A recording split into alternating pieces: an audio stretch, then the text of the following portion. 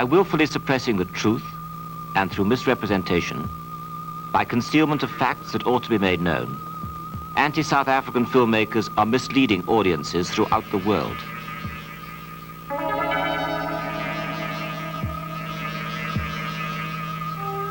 To dramatize their product, they often claim that shots like these were filmed secretly and smuggled out of South Africa.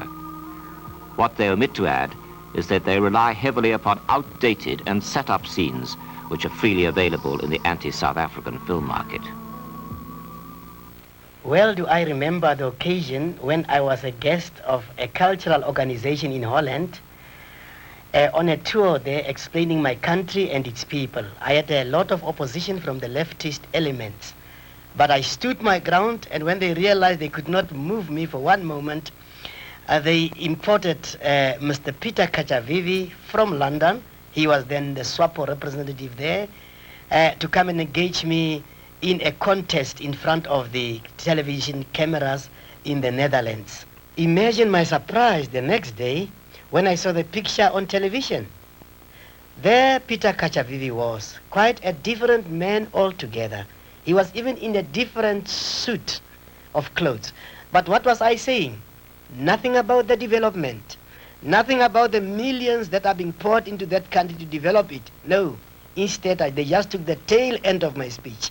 As soon as he said, we shall fight until we triumph, and I joined to say, and with a mind's eye, I can see a desert that has been turned into a paradise where people live together happily and where they share in the fat of the land.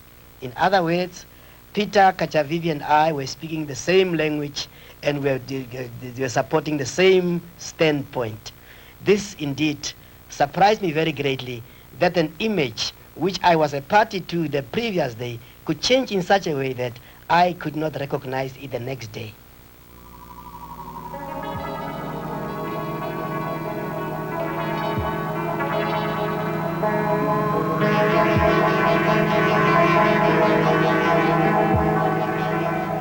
The grave of a child, not an ordinary child. The grave of a black child, not in America, Europe, or Africa. The grave of Moses Jonas, whom a pirate producer buried 9 days before she was born near the former resettlement town of Dimbaza in the semi-independent Ciskei, a black homeland within the Republic of South Africa. Rigged or true?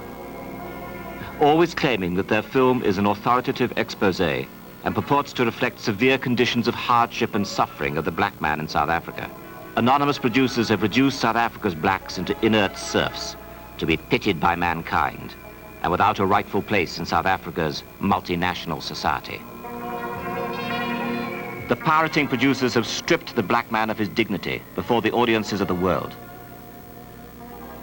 South African blacks consider it an insult to their intellect and economic position that overseas film producers always depict them as hewers of wood or as poor, uneducated, menial laborers living in perpetual poverty.